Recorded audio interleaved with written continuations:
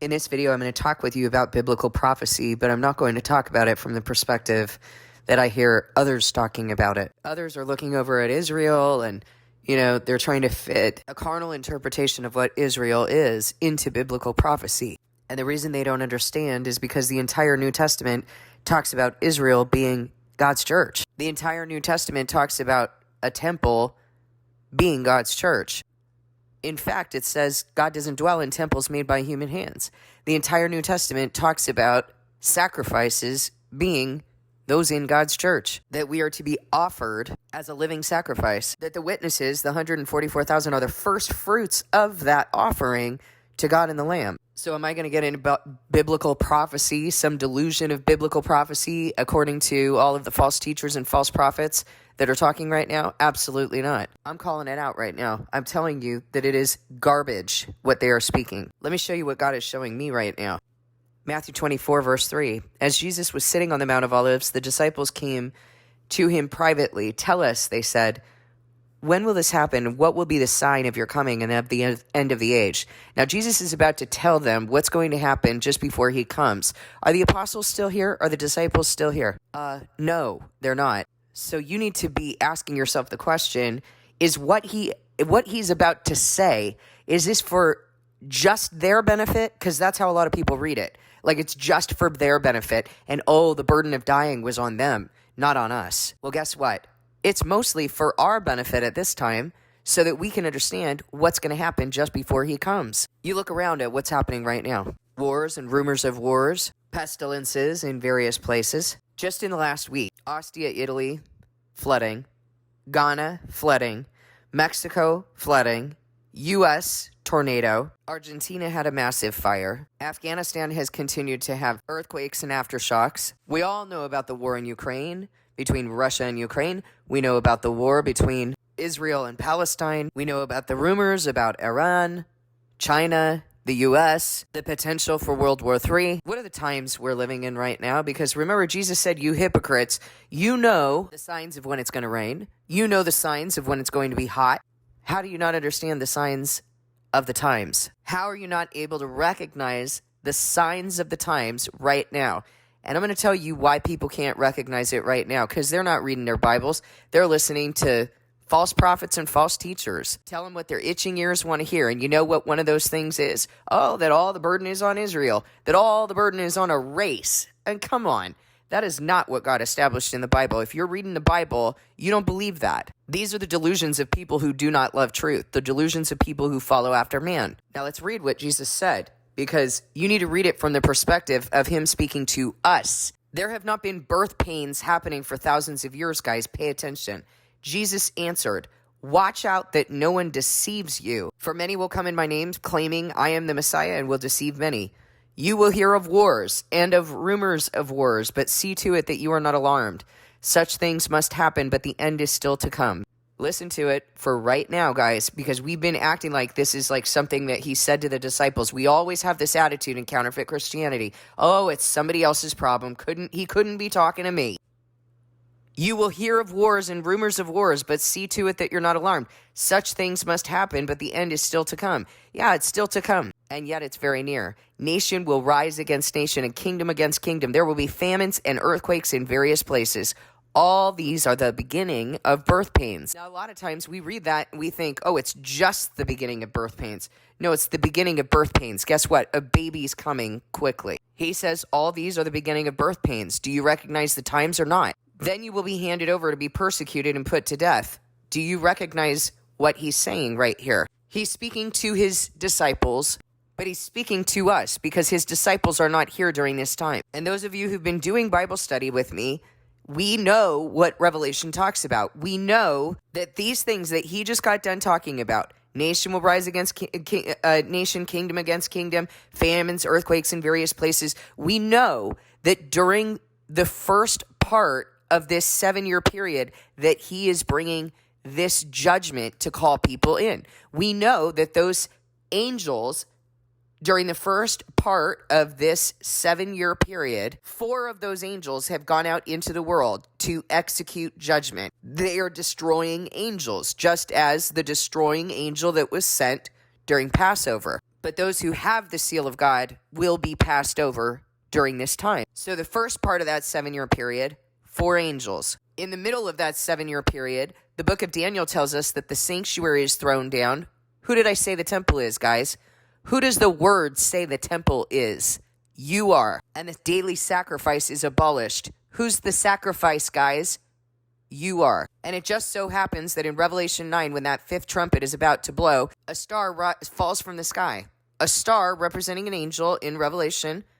That particular star is Satan. He's been kicked out of the heavenly realms because the witnesses who are the daily sacrifice and the temple have been thrown down and abolished. And so that beast is rising from the abyss, same language that's used in Revelation 11 as is used in Revelation 9 when that 5th trumpet is blowing. What you're seeing in Revelation 9 is that Satan has been kicked out of the heavenly realms because the 2 witnesses, the 144,000, have testified. He's been given the key to the shaft of the abyss. He goes into the abyss. He rises from the abyss. The smoke is rising. And what does he do? We're told in Revelation 11, he rises from the abyss, overpowers and kills the witnesses. Now, this is Satan's spirit enacting all of this, but the beast is counterfeit Christianity. Oh, no. Christianity would never persecute Christians. Well, Revelation 17 tells us that this kingdom, this demonic kingdom, it is not Christ's kingdom. It is counterfeit. Revelation 17 tells us that from the perspective of John, in the vision, which we know was at the 6th kingdom, that he was told that this Antichrist is a kingdom that was, now is not, from the perspective of John in the vision at the 6th kingdom, but will rise again. This is a harlot riding a beast. It's a church riding government. Let me think about that in history. What church combined with government, church that controls government, a global power, has ever persecuted Christians? Oh, the Catholic Church. And it also tells me in Revelation that she's Babylon the Great, the mother of prostitutes. So not only is she a harlot, but she has prostitute daughters. There are churches that have bore out of her. They continue in her practices. I've talked about that a million times on this channel. If you don't recognize them, you might still be in one, because you should be able to see the disgusting filth that's going on in these abominations that call themselves churches. There's only one church, guys, and John 4 tells us that it's in the believer, in those who worship in the spirit and in truth, not in a cathedral, not in a mega church, not even in a small church. It has some branding of man or some doctrine of man. Wesley, Calvin, Luther, one church. They worship in the truth and in the spirit. They assemble. They don't have a name. Why would you have any other name but the name Christian, which means that you come from Christ? You want someone else's name on your forehead? Is he not enough? Listen to what's being said. You'll hear of wars and rumors of wars, but see to it that you're not alarmed. Such things must happen, but the end is still to come. He's talking about the very end. Nation will rise against nation and kingdom against kingdom. There will be famines and earthquakes in various places.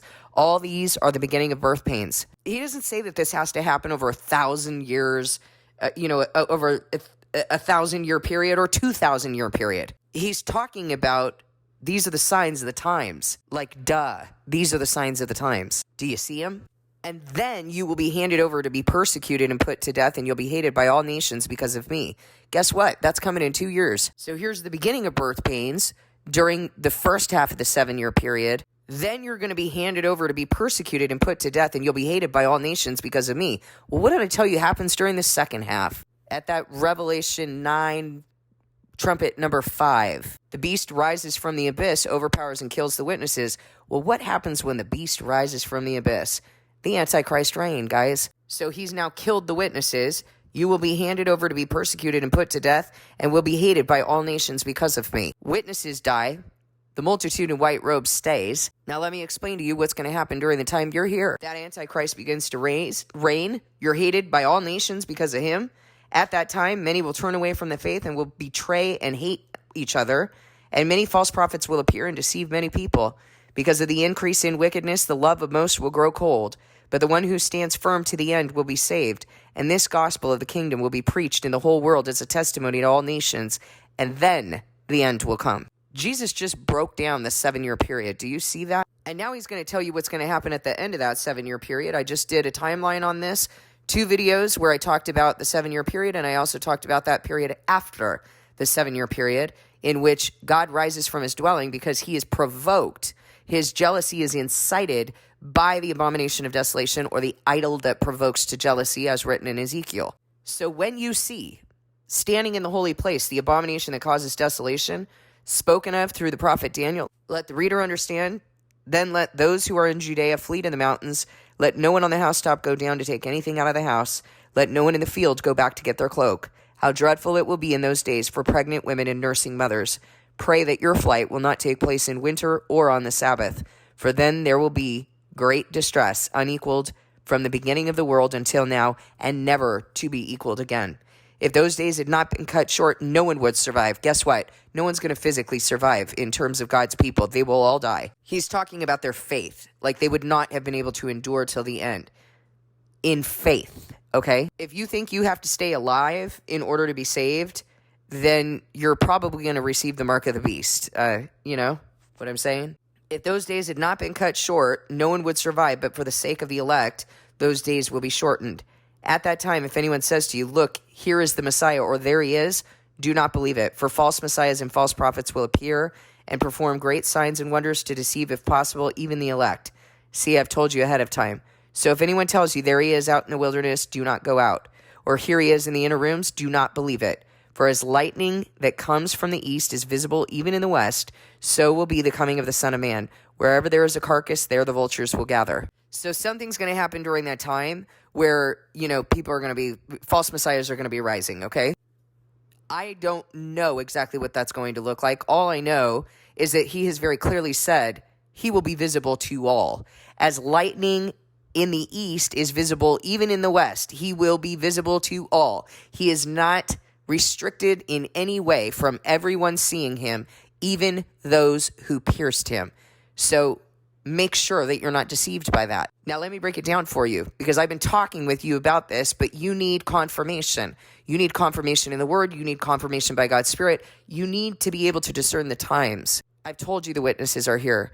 I've told you that the first 4 trumpets have blown. I've told you the times we're living in. And I told you before any of these wars started happening, any of these things that have been happening since this 7-year period started. I'm telling you right now, in 2 years, the Antichrist is going to rise. If you have not returned to God, you will not make it, because no one repents after those plagues of the 5th and 6th trumpet. Let me say it again.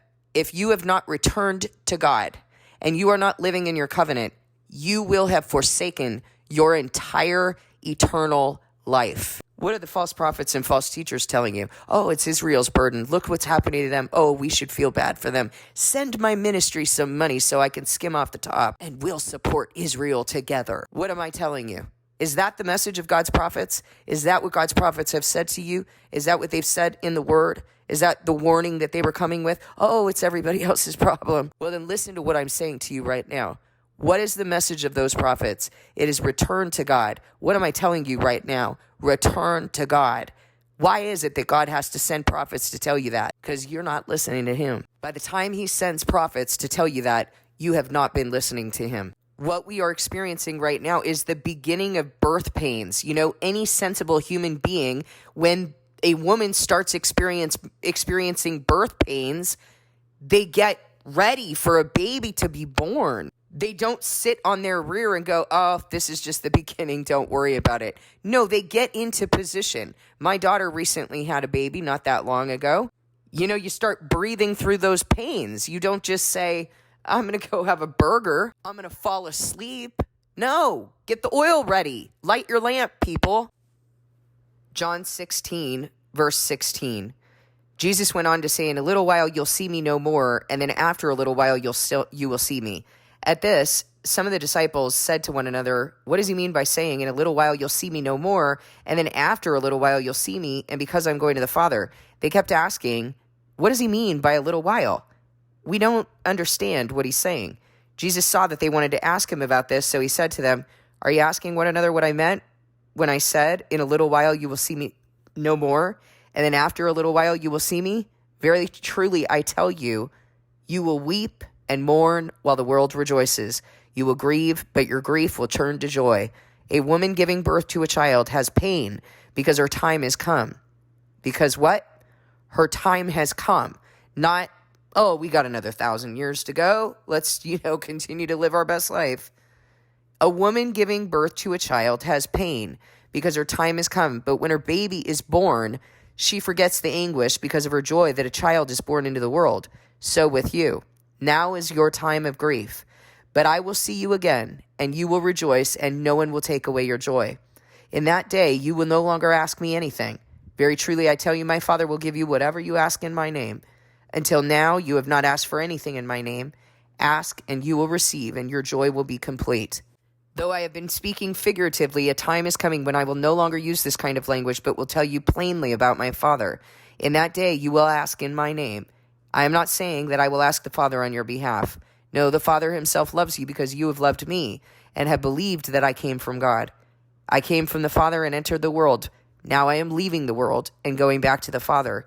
Then Jesus' disciples said, now you are speaking clearly and without figures of speech. Now we can see that you know all things and that you do not even need to have anyone ask you questions. This makes us believe that you came from God. Do you now believe? Jesus replied. A time is coming, and in fact has come, when you will be scattered, each to your own home. You will leave me all alone. Yet I am not alone, for my Father is with me. I've told you these things so that in me you may have peace. In this world you will have trouble, but take heart. I've overcome the world. Jesus has used this example of delivery, the birth process. He's used this in order to help us to understand certain things. And as a matter of fact, this was established by God. It's not like, oh, God, he was searching for a metaphor and he was like, oh, birth pains. Okay, cool. It's just like that. No, he established it in order for us to understand certain things. The whole process helps us to understand certain things. When you are saying that delivery or deliverance is the casting out of a spirit, you have completely disregarded, first of all, what's written in the Bible, how that is spoken of, because God never uses deliverance to talk about the casting out of a spirit, but you have completely disregarded what he established, the process of delivery, the process of labor and delivery to help you to understand your covenant, to help you to understand these times, to recognize these times, and to understand what you must suffer and that your grief will turn to joy if you continue to endure. If you give up on it, how can you enjoy it? How will you enjoy the delivery, the deliverance from all this? From this sinful, evil, disgusting world, from our sinful, evil, disgusting state. If you give up before the end, how can you enjoy that? How will you even participate in that birth process? Just so happens that God also uses reborn, being reborn, as a way to describe what needs to happen in you in order to enter the kingdom of heaven. You can't enter the kingdom of heaven unless you've been reborn. Why isn't delivery or deliverance being used with regard to that? God says that he takes out your heart of stone. He puts in you a heart of flesh and places his spirit in you. So now you have a soul that is a mind, body, heart, and spirit. That's how you've been designed. Mind, body, heart, and spirit. So he's given you a new heart. You have his spirit. You have the spirit that came from him. That doesn't need to be changed because it came from him. It's willing, but the flesh is weak. Now you're going to have a transformed, a renewed mind, renewed by the Spirit of God, the ministry of God, according to what? According to what you've done in your heart, because remember, you're going to be justified by your heart on the day of the Lord. So now you have what's coming from your heart is going into your mind and your right hand and out of your mouth. Does that sound familiar at all to you? So you got a new mind, new heart, new spirit. What's the next thing that needs to happen? Well, Paul tells us that during the resurrection, during the birth, delivery, you're going to receive a new body. You're going to be transformed in the twinkling of an eye. You're going to receive a body that is like the angels, a glorified body if you endure till the end. So you will have a new body, mind, heart, and your spirit come from God. You will be reborn of heaven.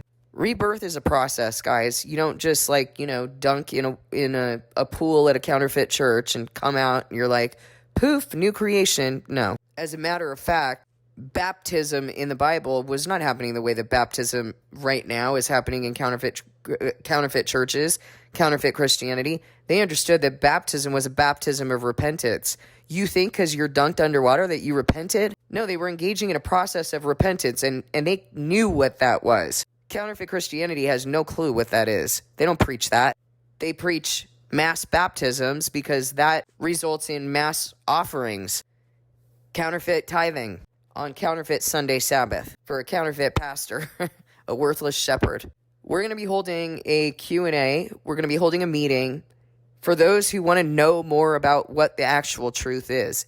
If you're hearing these things, if you're hearing this video from me, and this is like the first time you've ever heard what the heck I'm talking about, good, that's fine. And I encourage you to ask me, where is this in the Bible? And, well, what about this? And what about that? I encourage you to show up and sort through these questions with me, and I will be worth my salt. I will promise you that. I will be worth my salt, and I will sit and I will study the word with you, and I will show you exactly where everything I'm saying is in the word. If you will be worth your salt and bring your questions and show up and pray and want to know the truth, I will trudge with you. I will trudge with you until I'm no longer here. I will not give up on you. You do not have to pay for this meeting. You do not have to pay for anything that I am giving to you as my offering, because my offering is to God and the Lamb. If you would like to participate in this, please email me at Carrie@drcarriehorn.com, Carrie at DRCarriehorn.com. And let me know your name. Let me know when you're available, because we're still putting together that schedule. And we would absolutely love to have you. You can meet other believers who are worshiping exactly this way. Not what money is not involved. We worship in the truth and in the spirit. We assemble online. You don't even have to get dressed up. We don't do any video, so you can wear your pajamas and you don't have to do your hair, because we're meeting in the spirit. None of all that stuff, that flesh stuff, does not matter. The only thing I ask you to do is bring a heart for God. Bring a heart for truth. That's it. And be prepared to search the word, because we speak on the authority of the word. We don't speak on the authority of anything else. Thank you for listening. Please discern this message with God.